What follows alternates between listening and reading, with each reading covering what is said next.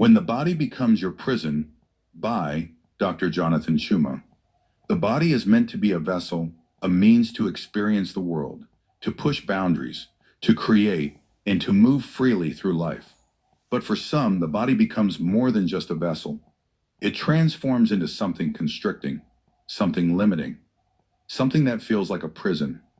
In moments of pain, self-doubt, or disconnection, the body can shift from being a source of strength to a cage.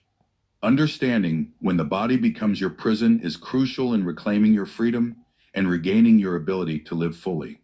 It's a process that requires awareness, self-compassion, and the courage to face uncomfortable truths. 1. When pain and illness hijack your sense of control. The first way the body can feel like a prison is when it's racked by chronic pain or illness. Pain, whether physical or emotional, often strips away our sense of agency. When your body is constantly in pain, you may feel as though it's no longer your own, but something that controls you, that dictates your every movement and thought. Chronic illnesses, mental health struggles, or injury can leave you trapped in a state of suffering, where each moment feels like a reminder of your limitations. In these moments, the body becomes the lens through which you experience the world, a lens that distorts and confines. You may feel disconnected from your own self, as if you are being held hostage by your own flesh. What once was an instrument of exploration becomes a weight you carry, both physically and mentally. The loss of freedom can be profound, and in those moments, it can seem like the body is your enemy. 2. When the body becomes a prison of self-judgment. Another way the body can become a prison is through the lens of self-judgment and societal expectations.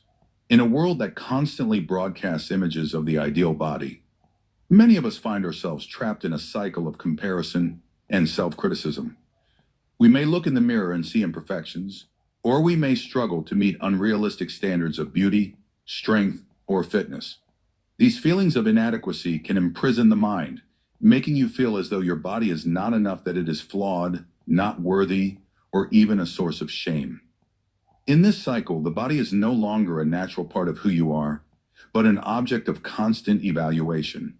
Every small detail about your appearance can become a point of contention, causing you to disconnect from the more meaningful aspects of yourself. Instead of seeing your body as a tool for living, it becomes something to be judged, corrected, or hidden away. This form of self-judgment doesn't just affect how you view your body, but shapes how you engage with the world and those around you.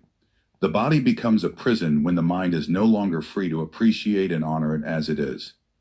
3. When the body's need for control overpowers you.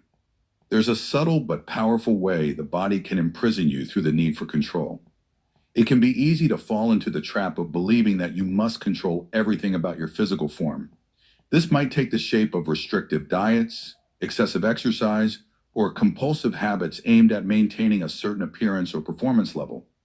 In this space, the body is seen as something to dominate, not something to nurture. It becomes a project to perfect, and the idea of surrendering control feels terrifying. In this battle for control, the mind becomes consumed with a singular focus to conquer, improve, or change the body. But in the process, you lose the ability to live in the present moment. You're no longer aware of your body's signals, needs, and desires. Instead, you're hyper-focused on what it should look like or be capable of. When the drive for control outweighs everything else, you start to view the body as a constant source of friction rather than a partner in your journey. Your body becomes a prison not because it's limiting you, but because you've stopped listening to it and started fighting against it. 4. When your body reflects emotional or psychological struggles. The body can also become a prison when it mirrors the struggles of the mind. Stress, anxiety, trauma, and unresolved emotional pain can manifest physically. You might experience tightness in your chest, headaches, digestive issues, or exhaustion, even when there's no immediate physical cause. In this case, the body becomes a physical manifestation of emotional confinement. Every ache and every restriction can be seen as a reflection of the mental and emotional weight you carry. This connection between mind and body can make it feel as though your body is both an extension of your suffering and the place where you're held captive. You may not always understand the connection between what you feel internally and how it shows up externally. But the body often holds on to past wounds, sometimes long after the mind has moved on. The result is a constant sense of discomfort or distress, where your body feels like a prison that you can't escape. 5. When the body is no longer a source of joy or connection. In the ideal state, the body is a source of joy, of movement, of connection to others. But when you feel disconnected from your body, it can feel like a prison. Whether it's through pain, shame, or the demands of modern life, the body can become something to avoid or hide. You may find yourself disassociated from the physical world, no longer reveling in the feeling of sunlight on your skin, the comfort of a warm embrace, or the satisfaction of physical movement. The joy of living in a body can be replaced with a sense of alienation or even resentment. In this space, your body is a prison not because of any external limitation, but because you've stopped being present with it, stopped celebrating it, and stopped honoring it as the remarkable tool it truly is. When the body is no longer a source of joy or connection, it becomes something you must endure, rather than something you can enjoy. 6. Breaking free, reclaiming your body as your ally. The most important part of understanding when the body becomes your prison is recognizing that you have the power to change your relationship with it. The body doesn't have to be something that controls you, something that holds you back, or something you reject. It can be your ally, a partner in navigating life's challenges, a tool for experiencing joy, creativity, and freedom. To break free from the prison of your body, you must begin with self-compassion and acceptance. This means honoring your body for what it is today, not for what it should be. It means treating it with respect and kindness rather than judgment. It means embracing both its strength and its fragility, understanding that every scar, every wrinkle, and every imperfection is part of your unique journey. Reconnecting with your body requires presence, truly listening to what it needs, nourishing it with care, and honoring its limits.